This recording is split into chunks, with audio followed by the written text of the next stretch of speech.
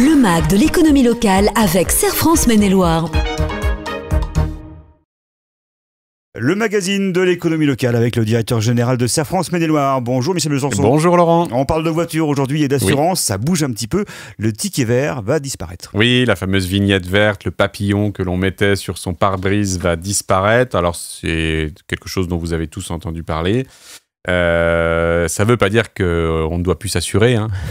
La première chose, c'est bon à savoir. C'est peut-être, ça va sans dire, mais ça va mieux en le disant, c'est qu'effectivement un véhicule dit terrestre à moteur doit être assuré et qu'il doit comporter une garantie responsabilité civile. Donc c'est important pour notamment protéger la personne qui pourrait être impactée par un accident ou ce type de choses. Bon, alors plus de papillons, mais toujours des contrôles. Comment ils vont se dérouler ? On rappelle, hein, historiquement, on devait avoir l'attestation d'assurance, appelée communément la carte verte, et puis le certificat d'assurance qui est appelé aussi le papillon vert à poser sur le véhicule. Donc ça, c'était avant. Maintenant, en cas de contrôle, les forces de l'ordre utiliseront le fichier des véhicules assurés, hein, le FVA, qui est alimenté par les compagnies d'assurance, qui existe depuis 12 ans, mais qui n'était pas forcément connu du grand public.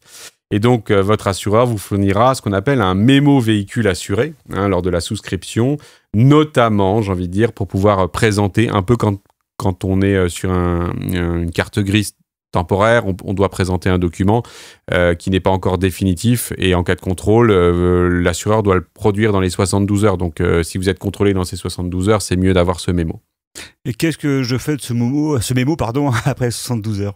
Après 72 heures, on pourrait se dire qu'on n'en a plus besoin. Il y a peut-être aussi des choses pratico-pratiques, parce que quand on avait son papillon vert sur son pare-brise, quand on était avec une difficulté particulière et qu'on avait besoin de son assistance, on avait le numéro qui était affiché. C'était pratique, je suis d'accord. C'était quand même pratique, parce que tous les jours, on ne pense pas à ce numéro-là, et quand on est confronté au système, on allait sur son pare-brise et on savait qui appeler.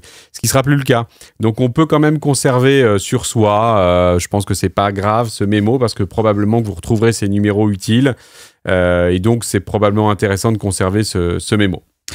Ça s'applique évidemment à tous les véhicules ? Ça s'applique à tous les véhicules immatriculés, tels que les voitures, les véhicules utilitaires, les motos, les scooters. Alors, on sait que les deux roues, effectivement, la carte verte va rendre les choses... l'absence de carte verte va rendre les choses plus élégantes, parce que quand c'était collé sur un deux roues, c'était pas forcément terrible, mais en tout état de cause, ça s'applique à tous. À noter que les véhicules à moteur non immatriculés ne sont pas concernés pour ces nouvelles dispositions.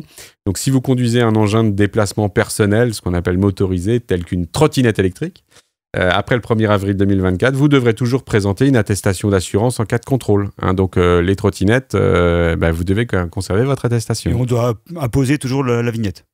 Alors, la vignette, elle devra effectivement être visible sur ce type de véhicule. Merci beaucoup, Michel Besançon du Serre France Maine-et-Loire. À bientôt pour un nouveau rendez-vous du MAG de l'économie locale. Merci Laurent. Le MAG de l'économie locale avec Serre France Maine-et-Loire.